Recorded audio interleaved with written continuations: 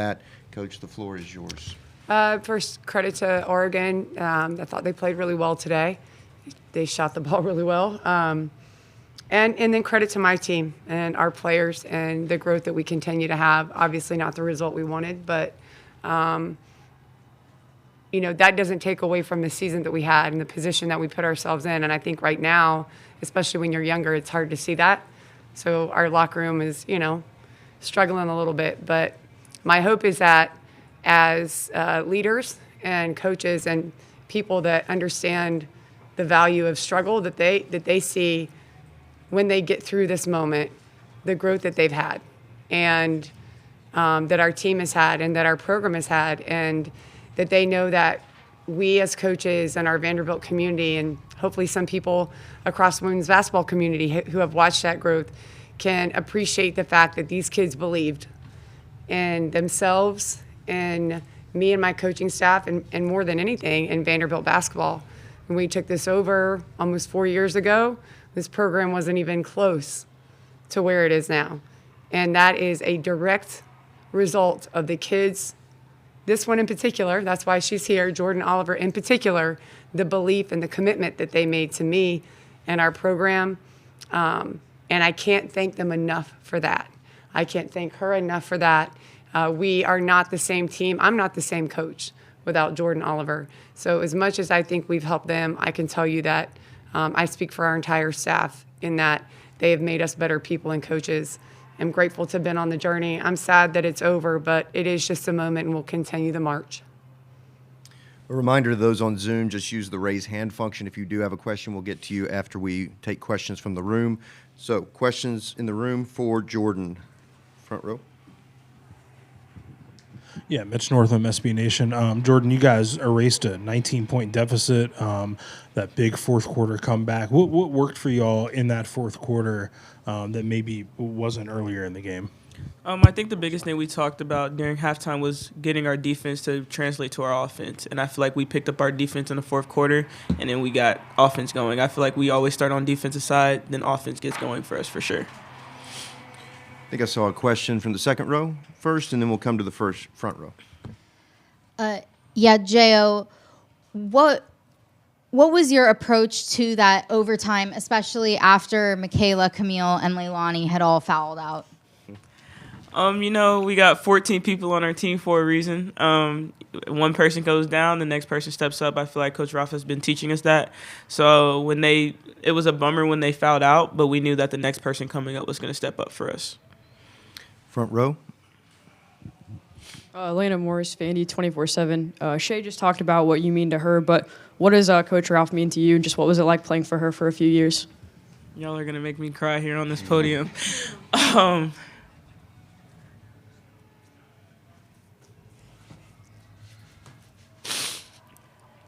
Coach Ralph took a chance on a kid.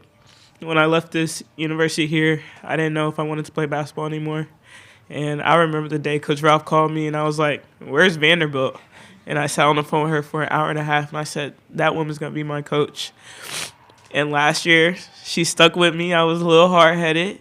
And this year I grew, and this woman has done everything for me. And I told her, like a week ago, yeah. I'm forever in debt to Coach Ralph because she believed in me when I didn't believe in myself. And I just love her so much.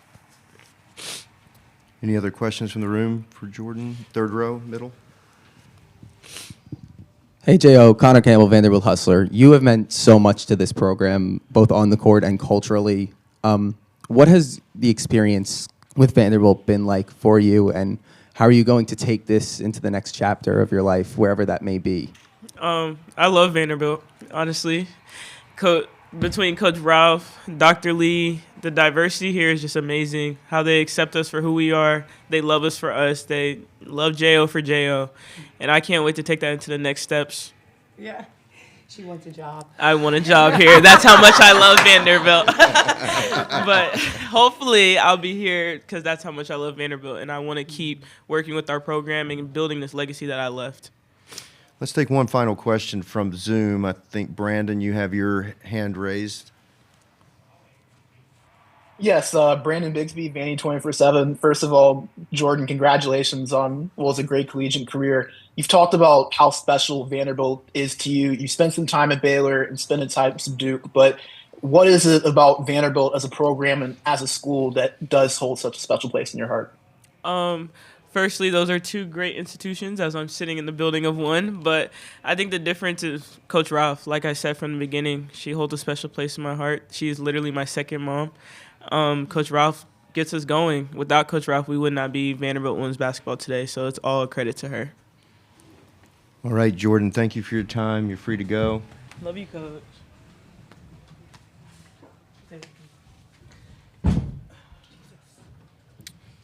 All right, questions for Coach? Second row. Yeah, Aria Gerson, the Tennessean. Shea, what was it that kind of went south for you there, especially in that first half? And then what was it that allowed you to make the comeback in the fourth quarter and a little bit, to force overtime? It's a good question. It's one that I'll probably think about for a while. Transparently, I think the way that we showed up today, both in the first quarter and the first half and the second half, was what we've seen all year, right? We've had one team that plays, whether it's, you can attribute it to whatever. I mean, today I thought we looked a little bit nervous, but I've intentionally tried to make it feel loose and free. But we do have a young team.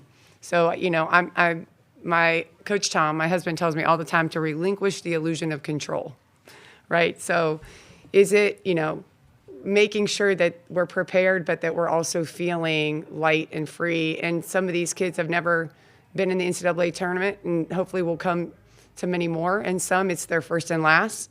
Some, their college career is ending in this tournament. And I think you saw a little bit of that in the first half. I also think, for whatever reason, this team likes to fight out of a hole.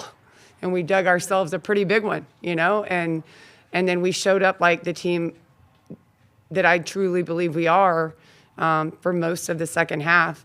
And unfortunately, we ran out of time, and, we had some pretty key people sitting on the bench in moments where it would have been more helpful to have them out on the court. But I know enough about basketball in March to know that most of what you learn is in moments like this, is in like the struggle and the absolute suck of it, because I feel like we underachieved.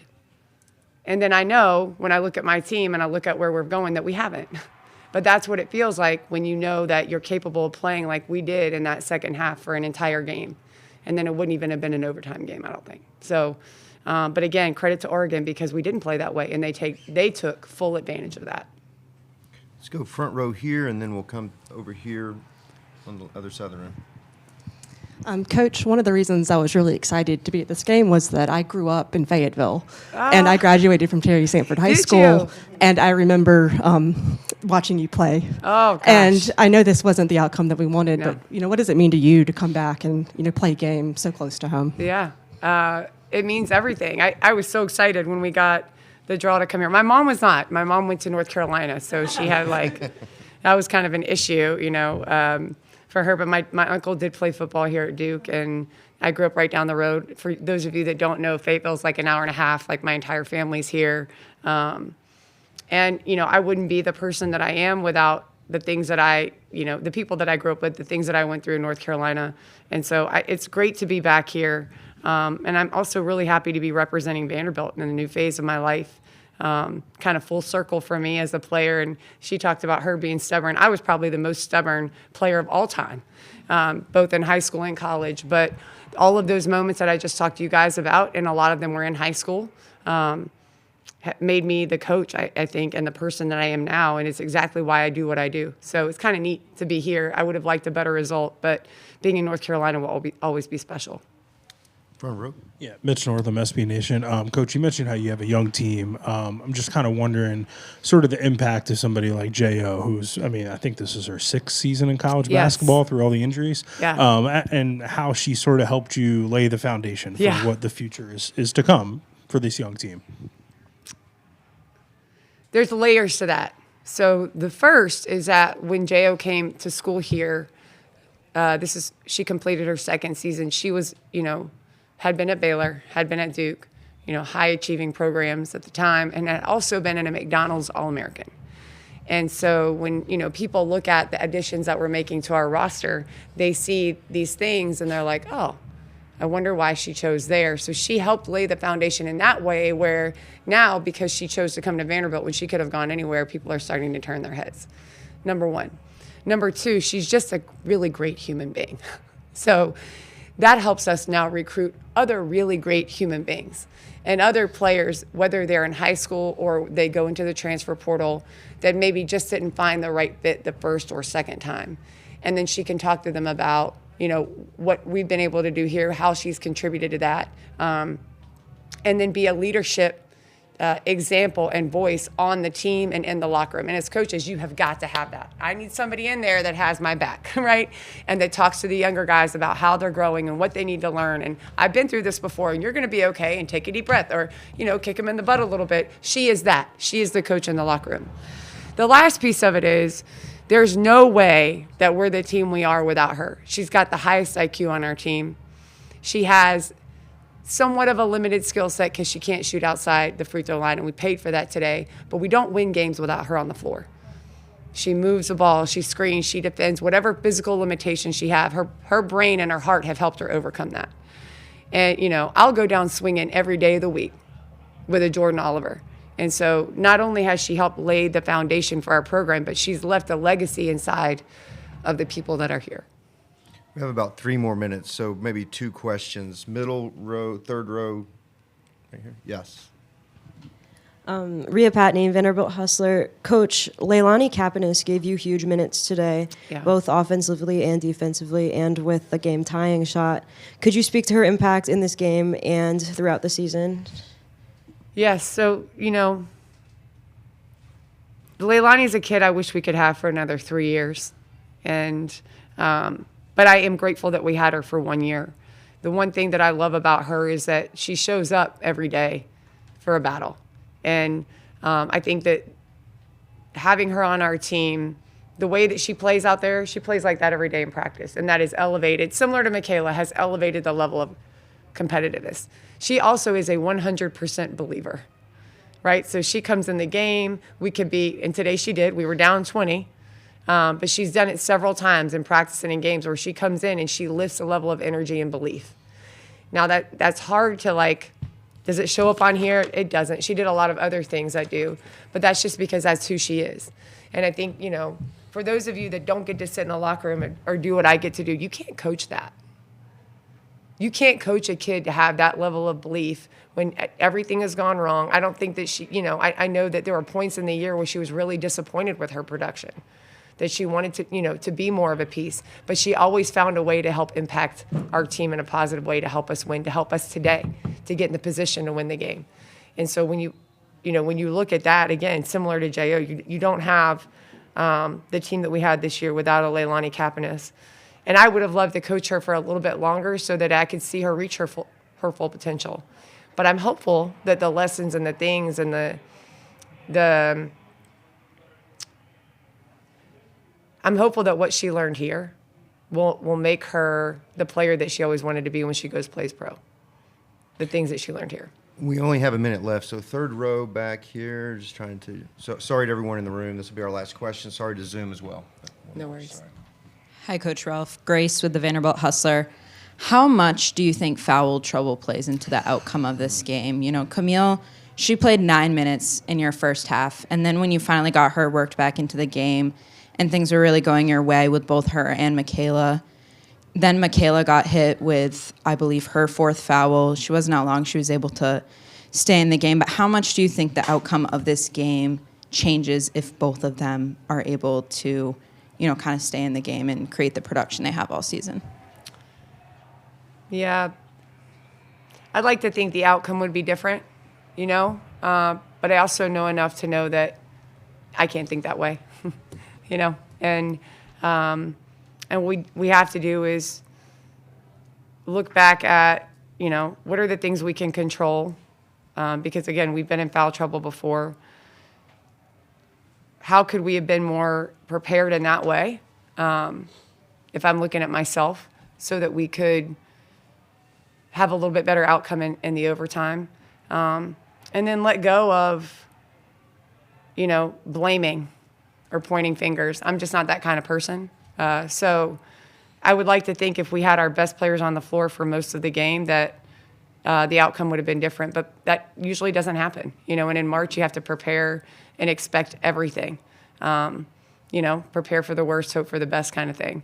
And so I hated that for our players because in March I think players should decide games. And, I don't have a lot of control over it. I haven't all year. And I'm not a coach that's going to spend half the game bitching at the referees either.